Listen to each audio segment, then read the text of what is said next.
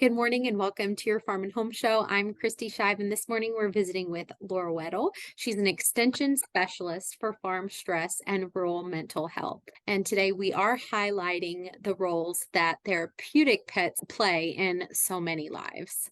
Sometimes we forget that having a pet can be therapeutic, and there's a lot of power in the interaction that we often have with animals.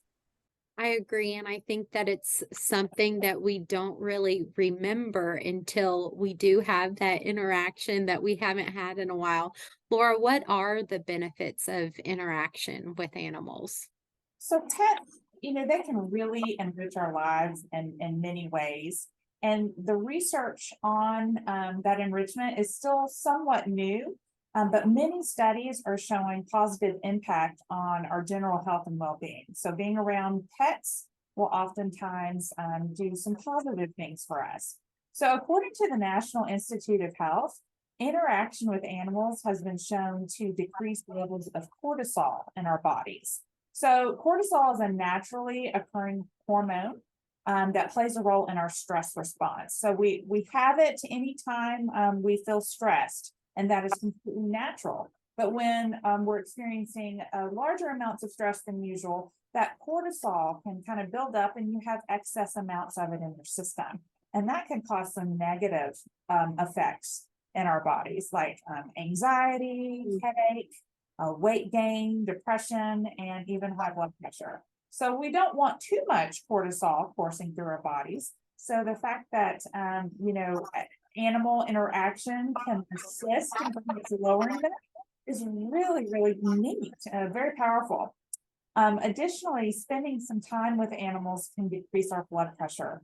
It can boost our mood and decrease feelings of loneliness. So, we think about positive impacts. There can be some negatives, like if you're allergic or things like that.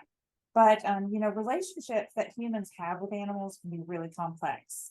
And there are a lot of initiatives right now and studies that they're starting that delve into this topic.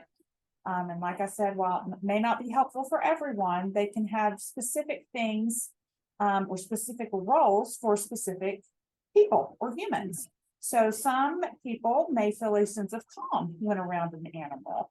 Other person might respond to an animal presence by gaining confidence.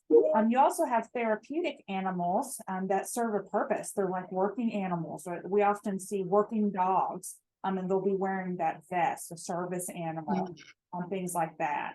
And those types of animals can alert when someone may be on the verge of having a seizure, or if their insulin level is out of balance, things like that. So there are lots of different ways that animals can fit into our lives to assist. Sometimes not everybody is able to have a pet. Either they're allergic, they might have limited access, maybe in their housing, things like that, or their location. I always try to think of interesting ways you can incorporate animals into your life. When I was thinking about this topic, I thought about my son's pediatrician's office. Anytime we would go for a well or sick visit, they had a really large aquarium in the waiting room. And that staff, they said that they thought that aquarium helped kind of calm the patients down before going back to see the doctor. So I always made a real pointed effort to expose my child, my son, to all of those fish swimming around. And we really enjoyed that time together. You could visit a zoo.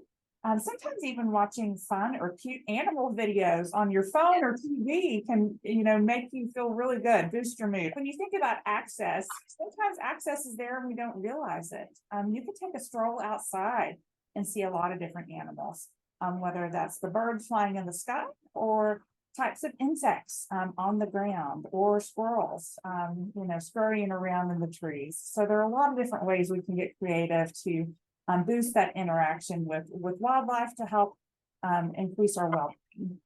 So you can learn more tips on mental health and well-being at your local extension office. And as always, if you or someone you know is experiencing a mental health challenge or crisis, please call 988 for assistance.